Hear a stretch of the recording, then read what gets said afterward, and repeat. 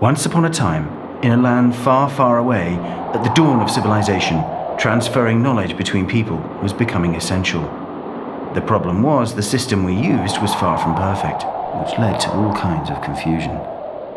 Drawing basic shapes seemed like a great way to express a thought to others. Unfortunately, not everyone could comprehend the symbols. The message that was intended was rarely the one that the next man understood. Hunting down mammoths with only a small spear and no friends was never wise, but how was anyone supposed to know any different, except through a nasty personal experience? As time passed, we began desperately running around trying to figure out a better way to get messages to others, because every time a person misunderstood something, it could mean life or death.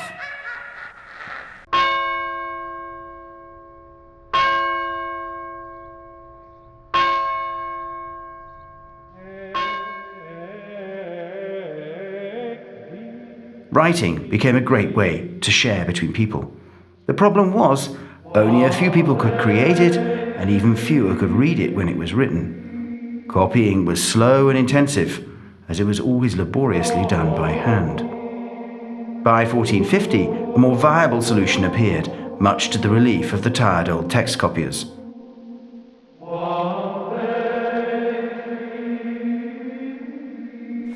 A machine could automate the copying, and this made it easier and quicker to make lots of copies of the same piece of information.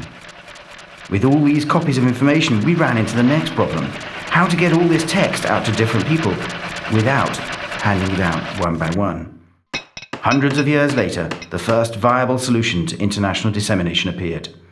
The internet made it possible for everyone to access all kinds of information from wherever they were, wherever the information was held. Skip to now, and we face another big challenge. With all the information we have now on the internet, it's getting increasingly hard to find just what you need. Searching is not what it used to be. Suppose you could cut through the mess, save time, follow wrong directions less often, and get the results you wanted when you wanted. Just like old search revolutionized the internet, there's now a new kid on the block.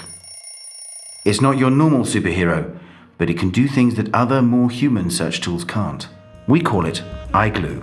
iGlue is a semantic search tool that hangs in your browser and lets you search deeper into any person, place, or institution in any article on the web. It gives you rich media results right in your browser without ever leaving the article you're reading. Let's wikify the web. Learn more at www.iglue.com.